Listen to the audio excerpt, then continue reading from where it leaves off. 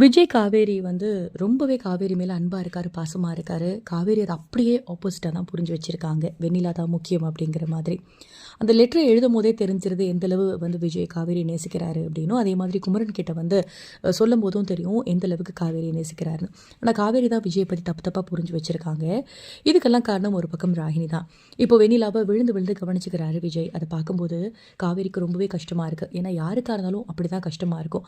மனைவி முன்னாடியே தன்னோட எக்ஸை வந்து சாப்பாடு ஊற்றுறதும், டேப்லெட் கொண்டு போய் கொடுக்குறதும், தூங்க வைக்கிறதும், இதெல்லாம் யாரால தாங்கிக்க முடியும்? அந்த டென்ஷன் அவங்களுக்கு. உனக்கு எல்லாமே வெண்ணிலா தான் முக்கியம் அப்படின்னு சொல்லிட்டு.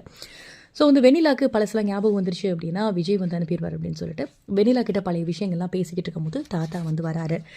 காவேரி இங்கே வாமா என்ன பண்ணுற அப்படின்னா, இந்த மாதிரி பழைய விஷயங்கள்லாம் பேசிகிட்டு இருக்கேன், ஞாபகப்படுத்தினேன். டாக்டர் தானே சொல்லியிருக்காரு, பழசெல்லாம் நம்ம கொஞ்சம் கொஞ்சமாக பேச பேச உங்களுக்கு எல்லாமே ஞாபகம் வந்துடும், சரியாயிடும் அப்படின்னு சொல்லிட்டு அதனால தான் தாத்தா பேசுகிறேன் அப்படின்னோன்னா, உனக்கு என்னமா தெரியும் பழைய விஷயங்களை, நீ ஏன் பேசுகிற அப்படின்னோன்னா, எனக்கு தெரியும் தாத்தா, ஃபுல்லாக தெரியட்டும், ஓரளவுக்கு தெரியும் அப்படின்னு சொல்லிட்டு திரும்பவுமே வந்து வெண்ணிலா கிட்ட பேச பேச அவங்களுக்கு வந்து ஒரு மாதிரி ரியாக்ட் பண்ணுறாங்க.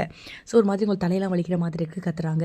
ஸோ கண்டிப்பாக சீக்கிரமே வெண்ணிலாவுக்கு வந்து அந்த ஞாபகங்கள் வந்துருச்சு அப்படின்னா, அதனால பிரச்சனை யாருக்கு அப்படின்னா கண்டிப்பாக காவேரிக்கு தான். ஏன்னா விஜய் அவ்வளோ சீக்கிரம் வந்து விட்டு கொடுக்க மாட்டாங்க. இன்னொரு பக்கம் என்ன நடக்குதுன்னா, விஜய் வந்து ஆல்ரெடி லாயரை வீட்டுக்கு கூப்பிட்டுருப்பாரு. ஸோ லாயரும் வந்தாச்சு. வந்தோடனே தாத்தா பாட்டி 2 பேருக்கும் எதுவுமே புரியல.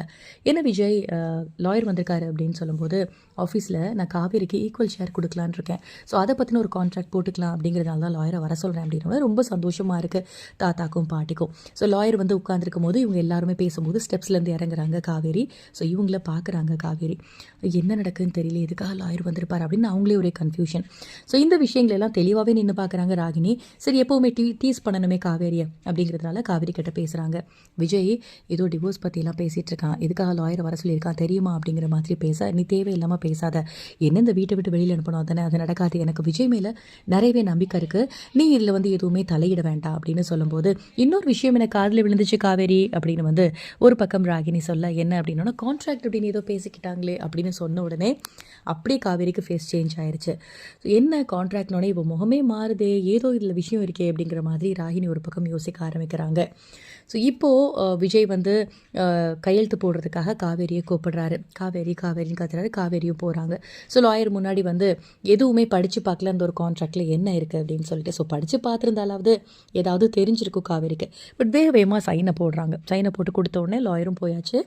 இப்போ விஜய் கிட்ட வந்து காவேரி கேட்குறாங்க, என்ன டிவோர்ஸா, நானும் எல்லாத்துக்கும் ரெடியாக தான் இருக்கேன், அதனால தான் கையெழுத்து போட்டுட்டேன் அப்படின்னு சொல்லி ரொம்ப திமிராகவே பேசுகிறாங்க காவேரி விஜயை பார்த்து. உடனே விஜய் வந்து சிரிச்சுக்கிட்டே மனசில் நினைக்கிறாரு, உனக்கு என்னெல்லாம் பண்ணணும் அப்படின்னு சொல்லி நான் மனசில் யோசித்து வச்சுருக்கேன், ஆனால் நீ வந்து டிவோர்ஸ் வரைக்கும் போறியா, இந்த அளவுக்கு பேசுகிறியா, ஆனாலும் உனக்கு திமிரு தான் காவேரி அப்படின்னு மனசில் வந்து நினச்சிட்டே சிரிச்சிட்டு இருக்காரு விஜய்.